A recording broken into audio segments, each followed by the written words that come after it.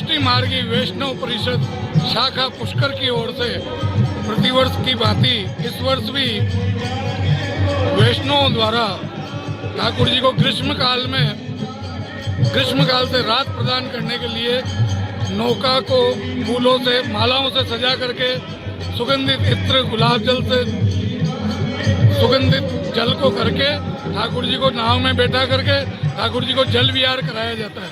ठाकुर जी को गर्मी से सुख प्रदान मिले।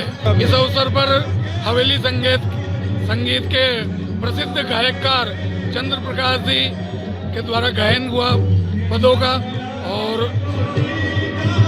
सब वैष्णवों को आरती के बाद प्रसाद का वितरण किया गया। ये प्रतिवर्ष आयोजित किया जाता है। इस आयोजन के मनोरथी इस बार कमल जी पाठक के परिवार की ओर से ये आयोजित किया गया।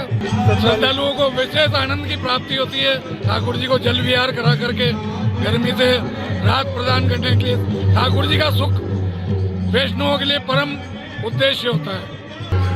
आज प्रभु को नाव का मनोरथ का प्रोग्राम हो रहा है, यानी कि भगवान नाव में बिठा करके और जल विहार कराया जा रहा है। क्योंकि ग्रीष्म काल चल रहा है और ग्रीष्म काल में भी नौ तपा यानी रोहिणी नक्षत्र में सूर्य तप रहा है तो बहुत भीषण गर्मी रहती है, तो प्रभु को शीतोपचार का कार्यक्रम रखा गया है। इसी क्रम में भगवान को चंदन धराया जाता है।